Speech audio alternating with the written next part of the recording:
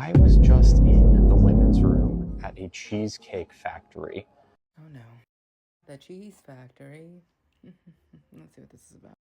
and when I walked in, there was this little girl, like 3 years old, tops.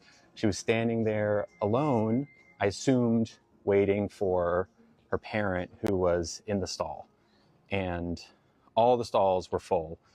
Most definitely one of the cons of my transition is the always full restrooms of women.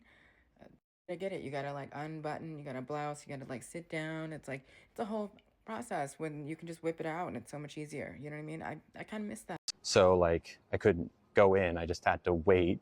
And it was me and this little girl and no one else. And she kind of looked at me like, and, I just like nodded my head and didn't look at her. I was like, it's kind of awkward. And it occurred to me that when the parent, who I don't know, uh, leaves the stall, exits their stall, and sees me, a trans person, and their little 3-year-old daughter, uh, that they might make an assumption based on untrue things that they've heard. Even though this person annoys me and I don't really like agree with most of what they say, I do. Maybe this could be a good call. But you're still assuming something that you don't know. You're just going based off assumption, which if you and I assume, then don't make an ass out of you and me type shit. You know what I mean? Because that's how you spell assume. But I don't know. An assumption that could be very dangerous for me, unsafe for me. I was originally going to come at this in a more aggressive and attacking sort of way against this person, but I can't really relate. Fortunately, I suppose, because of the blessing in terms of how smooth my transition has been in general. So I guess I can understand and sympathize to a degree.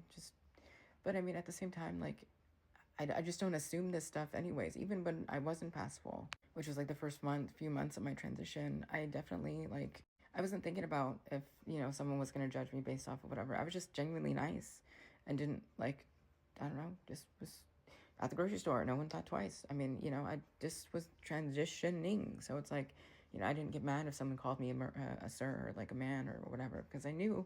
Well, I kind of looked like one mostly at this point in my transition. You know what I mean? But this person, oh, I don't like that they go to restaurants and then they do the just like relax. It's not that. So instead of waiting for that to potentially happen, I left the bathroom and decided I didn't need to pee that bad.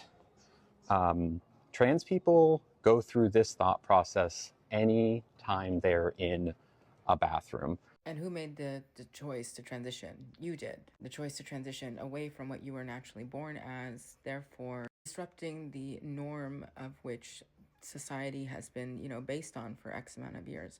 Not to say that transgenderism doesn't exist and isn't a real concept or whatever, but it's like you are going to be disrupting normalcy, normal today's society that lives in the black and white of male, female, and stuff like that. It doesn't make it not okay. You're just challenging people's realities, which a lot of people do not like change.